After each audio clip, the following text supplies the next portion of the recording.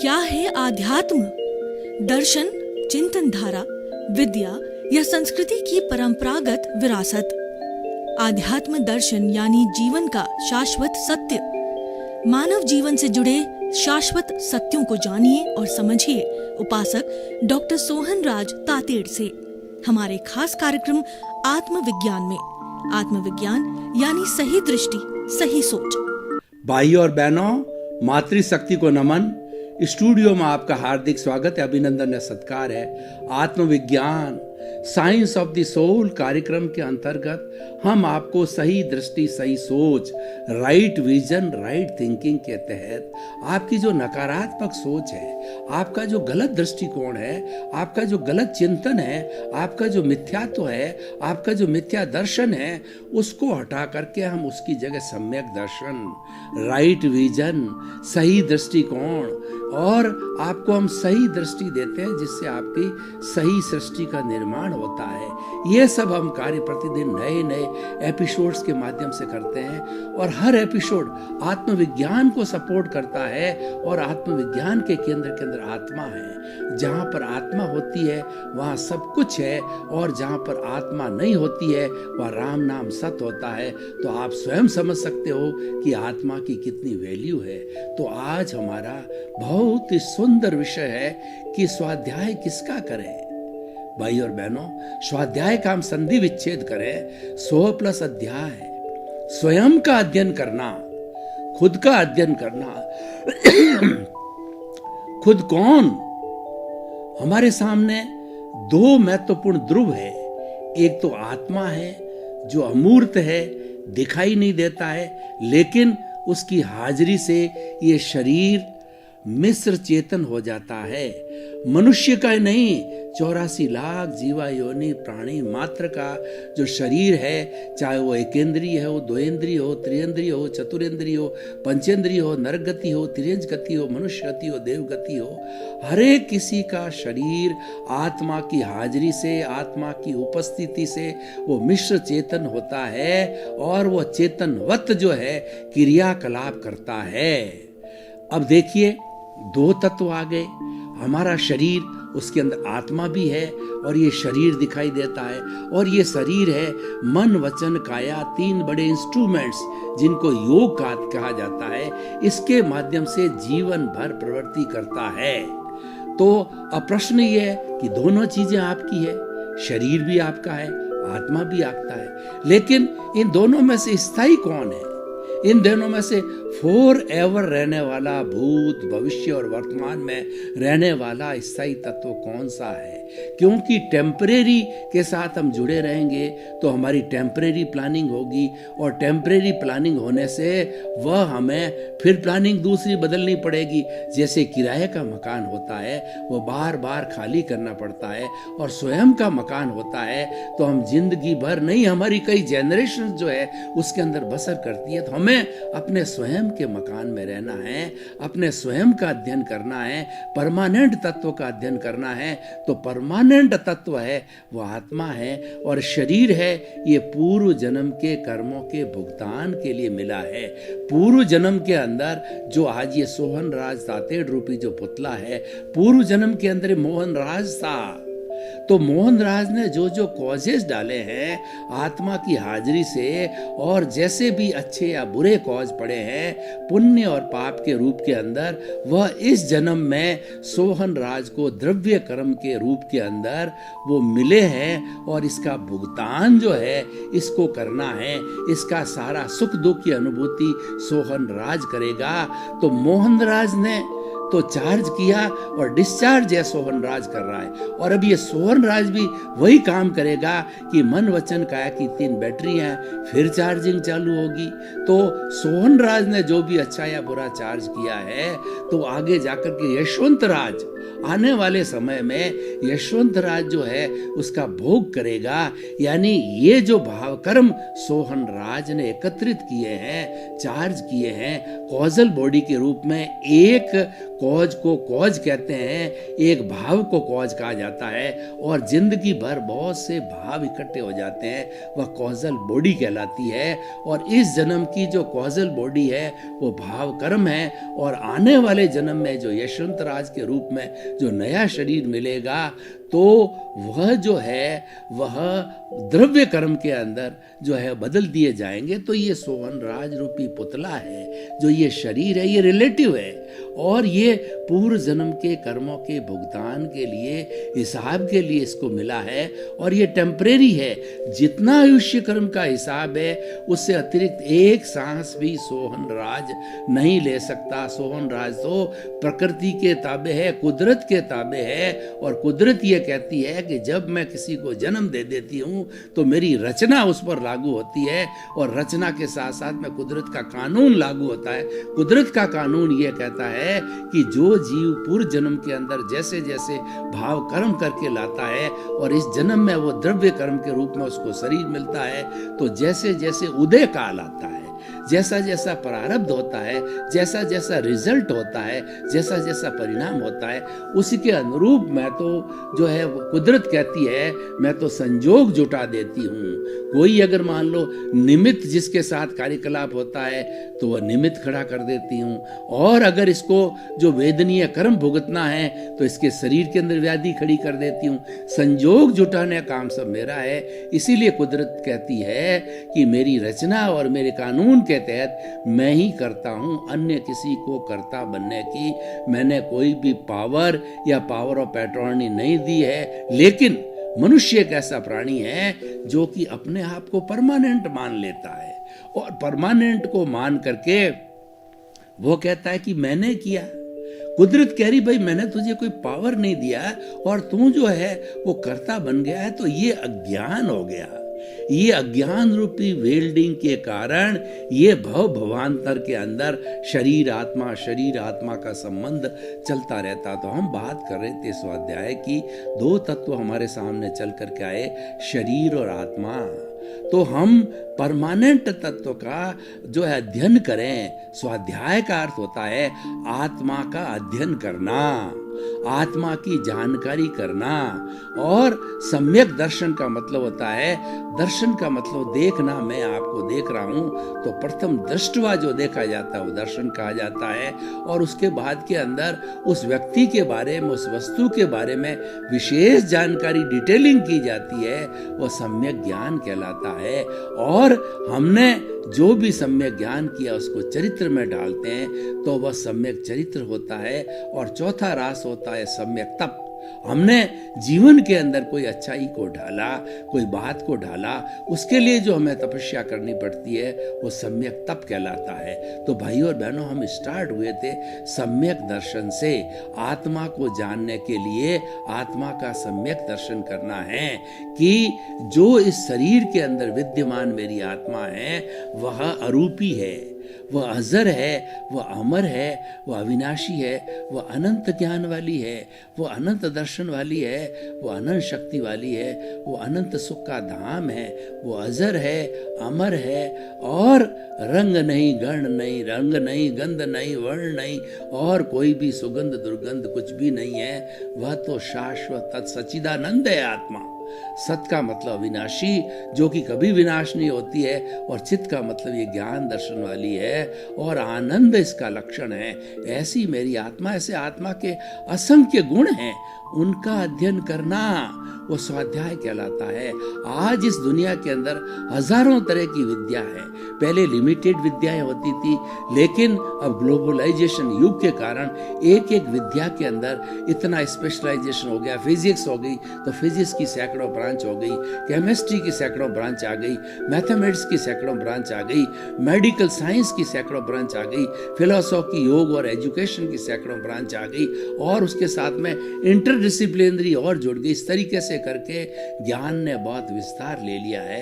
वह भी अध्याय है, लेकिन वो भौतिक अध्याय है, वो जीविकोपार्जन का अध्याय है, उस पर्टिकुलर विषय का जो है वो ज्ञान करने का अध्याय है। लेकिन वह तो हमें जीविकोपार्जन देगा, हमारी रोजी रोटी चलाएगा, पर रोजी रोटी भी टेम्परेरी है। वो तो इस शरीर से जुड़ी हुई है। शरीर से जुड़ी हुई हर अवस्था जो है वह कुदरती रचना है, जिसका कोई बाप भी रचने वाला नहीं है, और वह नियत है। मतलब यह है कि शरीर से जुड़ी हुई हर वस्तु जो है टेम्परेरी है, और ज्यों ज्यों संजोग आते हैं, ज्यों ज्यों वह उदय काल होता है, और उदय काल के साथ संजोग आते हैं और संजोग चले जाते हैं, हर संजोग के साथ वियोग जुड़ा हुआ है। तो हम ये कहना चाहते हैं कि असंख्य विद्याओं में से सबसे बड़ी विद्या है आत्मविद्या। उस आत्मविद्या का अध्ययन करना स्वाध्याय है।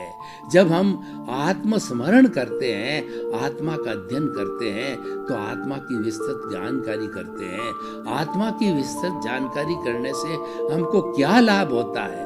क्योंकि व्यक्ति जो है एक अच्छी बुद्धि वाला है, तो बुद्धि जो हमें लाभ हानि दिखाती है कि भाई तुम आत्मा का स्वाध्याय कर रहे हो तो तुम्हें इससे क्या मिलेगा।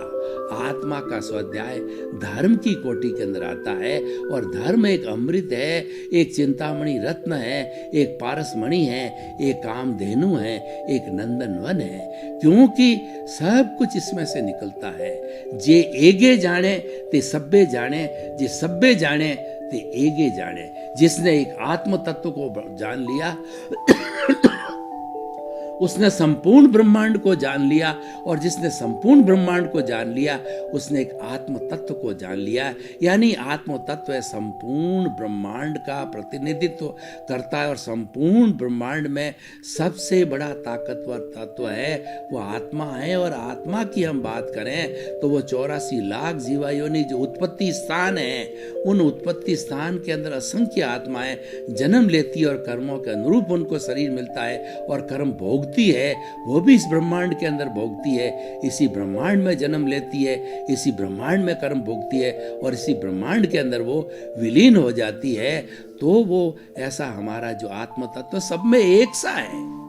84 लाख जीवा योनि के अंदर मूल आत्म तत्व के अंदर कोई फर्क नहीं है, और वो मूल आत्म तत्व जब उसका स्वाध्याय किया जाता है, और स्वाध्याय हम पूरी श्रद्धा के साथ करते हैं, तो स्वाध्याय के करने से क्या होता है कि हमारे जो अशुद्धि इकट्ठी हुई है कॉजल बॉडी के रूप में, द्रव्य कर्म के रूप में, वह अशुद्धि अध्ययन करने के साथ साथ में धीरे धीरे गायब हो जाती है, धीरे धीरे कम हो जाती है। उसको भगवान ने निर्जरा करा है। Dissociation of the karma from the causal body और from the soul is called the nirjara. और निर्जरा को धर्म बताया भगवान ने। 2 तरह के धर्म बताए हैं, एक तो संवर और एक निर्जरा।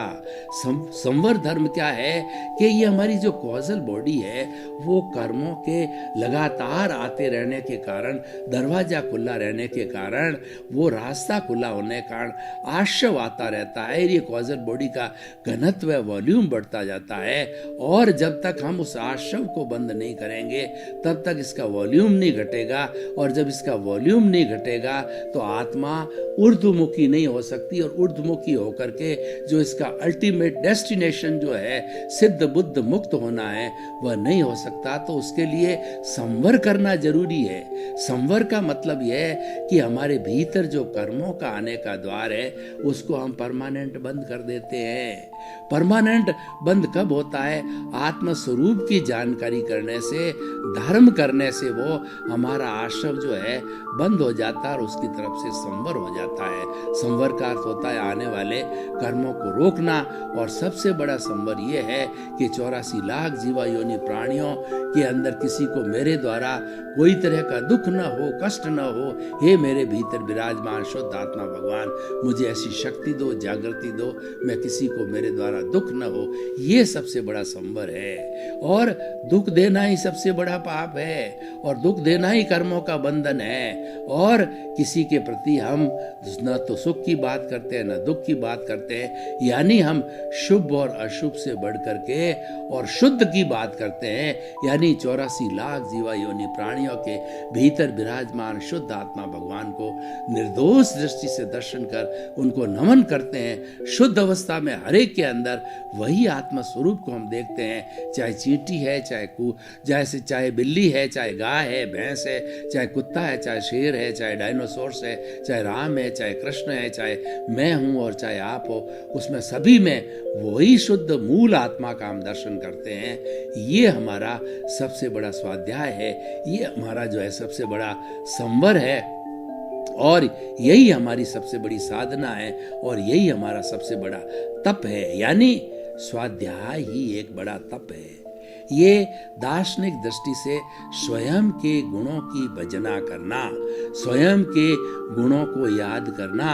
अगर हम माणा के मणकों को देखें तो 108 मणके होते हैं। हम इस जो है वो हमारी सच्चिदानंद आत्मा के मुख्य 108 गुणों की भजना एक एक मणके के साथ काल करते रहे तो ये वास्तव में एक सही माला हो गई और हम अपने स्वरूप में लीन रहे। स्वरूप में लीन रहने से क्या हमारे साथ घटित हुआ कि हमारा जो कॉजल बॉडी है, उस कॉजल बॉडी के अंदर जो जितने भी कर्म जुड़े हुए हैं, कर्म के परमाणु हैं, वो धीरे धीरे धीरे जो है शिथिल होकर के और इससे अलग होते जाएंगे और अलग होकर के और पूरा वो जड़ बन जाएगा, क्योंकि उसकी जड़ प्रकृति है।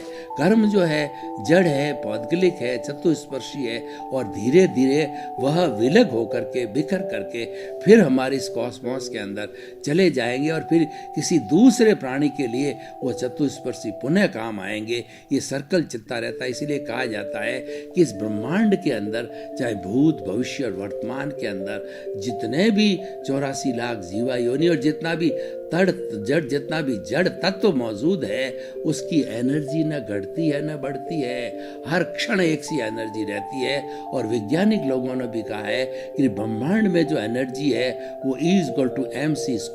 m तो होता है मास के लिए, c इज द कांस्टेंट है। मात्र इस ब्रह्मांड के अंदर जो एनर्जी है वो ठोस की द्रव में बदलती है, द्रव की गैस में बदलती है, गैस है वो वाइब्रेशंस के अंदर बदलता है। और जिन्होंने वाइब्रेशंस को पढ़ा है, जिन्होंने फिजिक्स को पढ़ा है, कॉस थीटा साइन थीटा और साइनोसोडल वेव्स को पढ़ा है और वेव लेंथ को पढ़ा था, फ्रीक्वेंसी को पढ़ा है, तो ये पूरा वाइब्रेशंस का युग है और हम रिलेटिव है। एक ही वाइब्रेशन दूसरे तक पहुंचती है। कहा जाता है एक परिंदा भी जब पर मारता है इस कॉस्मोस में तो पूरा कॉस्मोस प्रभावित होता है, उसकी वेव्स बनती है। हालांकि इतना सूक्ष्म होता है कि हमको कोई दिखाई नहीं देता, अनुभव नहीं देता होता है, लेकिन जो मैं बोल रहा हूँ, ये जो मेरी भाषा है, वाणी है, ये वाइब्रेशन से बदल करके आपको यूट्यूब के अंदर, टीवी के ऊपर और आपको मोबाइल के अंदर सुनाई देती है, मात्र ये कन्वर्शन के सिद्धांत से जो होता है। तो भाई और बहनों, स्वाध्याय की बात, स्वाध्याय किसका करें? स्वाध्याय अपनी आत्मा का करें, क्योंकि आत्म तत्व है तो हम हैं और आत्मा नहीं है तो हम कुछ भी नहीं, हम तो जीरो है। और ये शरीर आत्म तत्व की एब्सेंस के अंदर वापस जड़वत हो जाता है और जड़वत होने से इसको जला दिया जाता है और ये पुनः जल करके पृथ्वी में, जल में, अग्नि में, वायु में और आकाश के अंदर वापस ब्रह्मांड में, सृष्टि में, लोक के अंदर चला जाता है।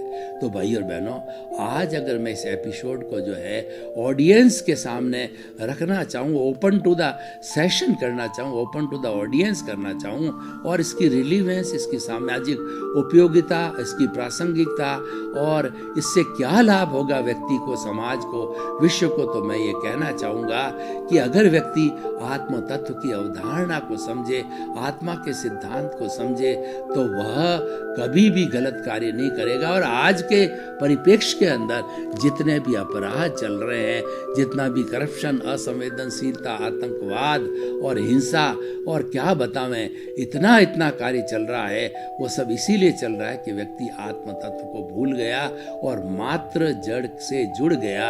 शरीर जड़ है, मोबाइल जड़ है, इंटरनेट जड़ है, 5 इंद्रियां जड़ है, 5 इंद्रियों का संसार पूरा जड़ है। तो व्यक्ति 24 घंटे जड़ के संयोग में रहने से वो जड़वत हो गया। और जड़ जो है कोई सुख दुख की अनुभूति नहीं करता है, वो तो एक टेम्परेरी फेज है कि हमने अच्छा खाना खाया और हमको सुख की अनुभूति हुई। वो भी क्यों हुई कि हमारी आत्मा की हाजिरी है। वास्तव के अंदर वह सुख जो है आत्मा के खजाने से मिलता, पर वो टेम्परेरी सुख है। उस टेम्परेरी सुख से हमको क्या मिलने वाला है? रोज उसकी पुनरावृत्ति करेंगे, कभी भी हम दापेंगे नहीं, कभी भी उससे संतुष्ट नहीं होंगे। हमारी संतुष्टि तो अक्षय सुख प्राप्त करने से, वह स्वाध्याय से संभव है। जब हम आत्म तत्व के अंदर गहरे पहुंच जाते हैं और गहरे गहरे गहरे जाकर के और 24 घंटे आत्मा के प्रति श्रद्धा, आत्मा की बात करना, आत्मनिरीक्षण करना, आत्म परीक्षण करना और इंट्रोस्पेक्शन करना, सेल्फ रियलाइजेशन करना और 24 मैं शुद्ध आत्मा हूँ, मैं शुद्ध आत्मा हूँ, इस खाते में रहना, इसका स्वाध्याय करना। तो इसकी स्वाध्याय करते करते हमारा जितना राग द्वेष रूपी अशुद्धि है, धीरे धीरे धीरे ये शुद्धिकरण होती जाएगी और ये 2-3 भावों में पूरी शुद्ध होकर के, जीरो होकर के हम सिद्ध, बुद्ध और मुक्त बन सकते हैं। तो भाई और बहनों, कितना गहन विषय है कि स्वयं का अध्ययन करो।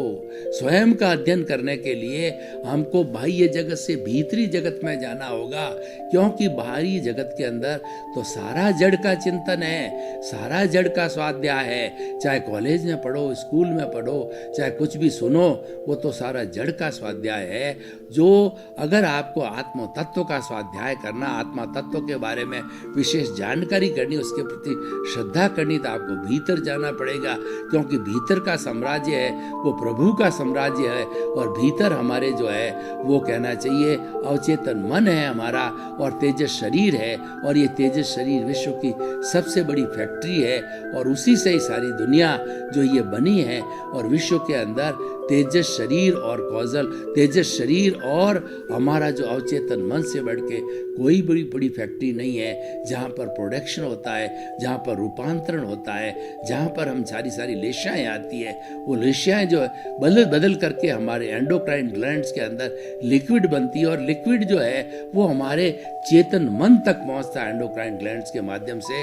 और चेतन तक पहुँचने के, जो हमारे चेतन मन तक पहुँचने के बाद में इंद्रियों के अंदर, बुद्धि के अंदर, कर्मेंद्रिया, हाथ पांव और ब्लड, पूरे ब्लड के साथ के अंदर वो भाव जो है सर्कुलेट हो जाते हैं। तो कहा जाता है कि जैसे भाव होते हैं, जैसे विचार होते हैं, जैसे विचार होता है वैसा व्यवहार होता है, जैसा व्यवहार होता है वैसा व्यक्तित्व बनता है, और जैसा व्यक्तित्व बनता है वैसी मनुष्य की पहचान होती है। तो भाई और बहनों, आज का ये उपक्रम, आज का हमारा एपिसोड बहुत ही सुंदर एपिसोड है कि हम स्वाध्याय करें, हम अध्ययन करें, अपनी आत्मा का अध्ययन करें और आत्मा के अध्ययन के लिए भीतर गोते लगावें। हम मेडिटेशन की अवस्था में जावें। मेडिटेशन 2 तरह का होता है, एक सालंबन होता है और एक निरालंबन होता है। सालंबन ध्यान में हम आलंबन लेते हैं हमारे इष्ट का, हमारे गुरु का, हमारे कोई भी भगवान का आलंबन, फोटो वगैरह करके उसका आलंबन लेकर के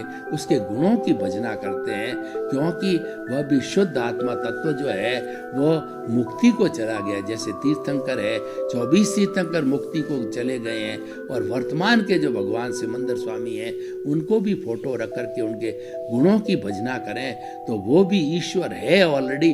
और आज वो ईश्वर महाविद्य क्षेत्र में विराजमान है। हमारे शरीर के, हमारे इस शरीर में विद्यमान भगवान है, उनकी हम भजना कर सकते हैं। वो सारा आलंबन जो है वो मेडिटेशन है, वो हमें जो है वो स्वाध्याय कहलाता है। और उसके बाद के अंदर भीतरी जगत के अंदर निरालंबन भी ध्यान किया जाता है कि आपका जो भीतर शुद्ध आत्मा है, जो अनंत ज्ञान वाला है, अनंत दर्शन वाला है, अनंत शक्ति वाला है, अनंत सुख का धाम है, उसकी हम भजना करें, उसके गुणों को हम याद करें, उसका स्वाध्याय करें कि वो कैसा है, उससे कितना सुख मिलता है, उससे कितना आनंद मिलता है। और भीतर जो है वो आनंद का झरना बह रहा है, उस आनंद के झरने के अंदर मेरी आत्मा जो गोते लगा रही है। तो भाई और बहनों, ये सब स्वयं का स्वाध्याय है। बहुत ही अच्छा टॉपिक है। आप जो है खुद आत्म तत्व के बारे में, और आत्म तत्व का जो है इतना विस्तृत ज्ञान है कि उससे 32 आगम बने। भगवान महावीर ने जो जो भी अनुभव किया, अपना सच में से जा मैतिंग भुए सुकप्पे, स्वयं सत्य खोजो और जो है सबके साथ मैत्री करो। ये उन्होंने कहा कि जैसे मैंने सत्य खोजा है, मैंने सत्य कैसे खोजा कि मैं आत्म प्रदेशों के अंदर रहा और मैंने जो है उस जो है वो आत्मा का निरीक्षण किया, परीक्षण किया, और ये जो भुगतान चल रहा था शरीर का, उसको जो है वो मात्र मैंने जो है वो ज्ञाता दृष्टा भाव से देखा। तो देखते देखते जो है आत्म तत्व की जो है वो पुष्टि होती रही और आत्म तत्व का स्वाध्याय होता रहा। उस आत्म तत्व के स्वाध्याय से भगवान ने अपना पूरी कॉजल बॉडी और पूरे कर्म शरीर को जो है वो धीरे धीरे उसको जो कर्मों को काट करके शून्य कर दिया और वो सिद्ध बुद्ध और मुक्त बन गए। भाई और बहनों, आपका बहुत बहुत धन्यवाद। आप हमारा आत्मविज्ञान कार्यक्रम बराबर देख रहे हो, इसको देखते रहिए और आपको इस आत्मविज्ञान कार्यक्रम के अंदर बहुत अच्छे अच्छे टिप्स मिलेंगे, बहुत अच्छे अच्छे आपको गुण मिलेंगे, बहुत अच्छी अच्छी विद्याएं मिलेगी, प्रयोग मिलेंगे। उन प्रयोगों को आप अपने जीवन के अंदर डालेंगे तो आपका जीवन बहुत सुंदर, सरस, अच्छा और सुखमय बनेगा, क्योंकि हमारा उद्देश्य है सर्वे भवन्तु सुखिनः, सर्वे भवन्तु निरामया। आत्मविज्ञान में आत्मविज्ञान यानी सही दृष्टि, सही सोच।